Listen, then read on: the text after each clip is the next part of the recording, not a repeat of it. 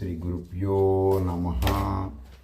శ్రీచక్ర నవ ఆవరణ గుప్త గాయత్రి మహామంత్రం.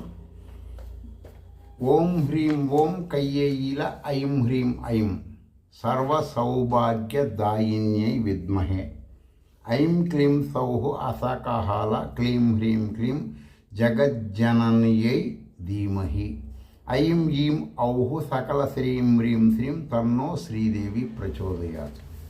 ఇది ఈనాటి శ్రీచక్ర గుప్త గాయత్రి మహామంత్రం. సరే, ఈ ఇది నేను చెప్పే శృతి ప్రామాణికంగా చెప్పడం జరిగింది. వేదంలో వచ్చి ఒక మంత్ర సూక్తం ఉంటుంది, ఆ సూక్తంలో ఒక మంత్రం ఉంటుంది. ఈ మంత్ర సూక్తం వలన మీ ప్రారబ్ధ కర్మలచే, ఎవరికైనా సరే ఏ కులం వాళ్ళకైనా ప్రారబ్ధ కర్మలచే ఏర్పడే దరిద్ర అవస్థల్ని మీరు అధిగమించవచ్చు, తప్పించుకోవచ్చు. ఎవరైనా సరే, ఆడైనా పురుషైనా. ఏంటంటే ఆ మంత్రం అంటే మీరు ఈ చెప్పినటువంటిది వేదం చదువుకున్న ఆచార్యుల దగ్గర మాత్రమే ఖచ్చితంగా సంధ్యావందనం చేసేవాళ్ళు అయి ఉండాలండి. మీరు గుర్తుపెట్టుకోండి, నేను చెప్పినవి ఏవైనా సరే మీరు గబగబెళ్ళి ఎవరో ఒక వేషధారి అయినటువంటి ఆధ్యాత్మిక పౌరుడి దగ్గరికి వెళ్ళి తెలుసుకుంటే బెనిఫిట్స్ రావు. దాని గురించి నేనుగా సాక్షాత్ పరమేశ్వరుడు చెప్పిన ఉపయోగం లేదు.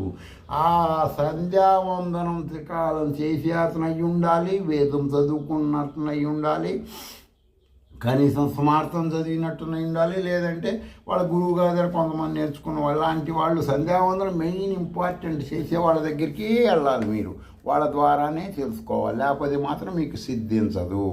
సరే చెప్పండి, మేము వెళ్తాంలే వాళ్ళ దగ్గరికి అనేట్టయితే.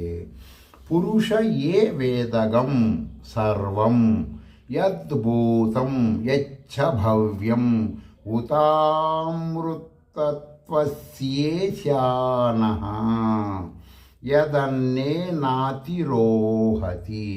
ఇది ఒక మంత్ర సూక్తములో, వేద మంత్ర సూక్తము. చాలామంది ఏమంటే వేద మంత్ర సూక్తానికి శ్రీ విద్యా మంత్రానికి తేడా ఏంటంటే, మంత్ర సూక్తం అంటే దేవతని పొగడటం, శ్రీ విద్యా మంత్రం అంటే దేవతని నీలోకి తెచ్చుకోవటం. ఒక మనిషి దగ్గరికి వెళ్ళి ఆ మనిషిని పొగిడి, నువ్వు ఇంద్రుడివి, చంద్రుడివి, అలాంటివాడు ఇలాంటివాడు అని పొగిడి ఆ మనిషిని మెప్పించి అతని ద్వారా ఏదైనా సాధించటం.